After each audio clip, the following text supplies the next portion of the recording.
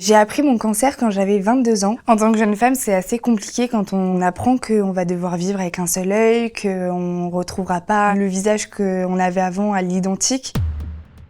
J'ai commencé à avoir des symptômes quand j'avais à peu près 9-10 ans. J'avais des douleurs quand je pleurais. C'est plus vers mes 21-22 ans où j'ai commencé à avoir pas mal de symptômes. Mes paupières se mettaient à gonfler anormalement un peu à n'importe quel moment de la journée. Et au bout d'un moment, j'ai commencé à même avoir une tache noire au niveau de ma vue jusqu'au matin où je me suis réveillée avec un œil au beurre noir. Et c'est là où les médecins ont pu s'alarmer et faire plus de recherches. Donc au tout début, les médecins, ils arrivaient pas à savoir ce que j'avais parce que vraiment c'était que quand je pleurais. Et quand j'ai commencé à avoir des crises, donc j'acceptais plus la lumière me faisait trop mal à la tête, j'avais des douleurs derrière la tête. Ils ont fait une échographie de mes paupières et donc derrière l'œil, ils ont aperçu une masse. Et c'est comme ça qu'ils m'ont ensuite prescrit une IRM et on a pu voir la tumeur. On était en plein milieu du mois d'août. J'ai eu d'abord une opération de la tumeur où là, on m'a laissé mon œil. À ce moment-là, je ne savais pas du tout si c'était un cancer ou pas. C'est à la deuxième opération où là, cette fois-ci, on m'a enlevé l'œil. La chirurgienne m'a expliqué que c'était un cancer. Au départ, sur le mot cancer, moi, ça m'a pas fait grand-chose. C'est plus sur le fait qu'on m'expliquait qu'on allait devoir refaire une nouvelle opération. Donc, m'enlever l'œil, le nerf optique, les paupières, vraiment tout ce qu'il y a à l'intérieur. En tant que jeune femme, c'est assez compliqué quand on apprend qu'on va devoir vivre avec un seul œil, qu'on retrouvera pas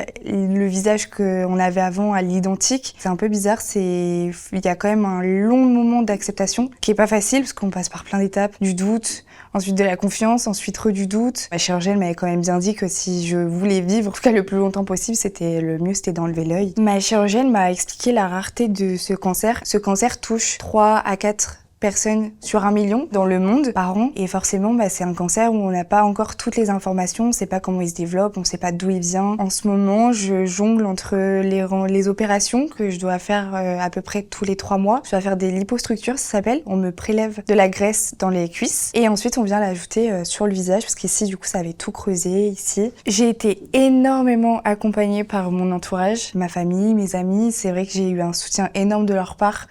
Et c'est tellement important parce que ça aide tellement à voir les choses positives.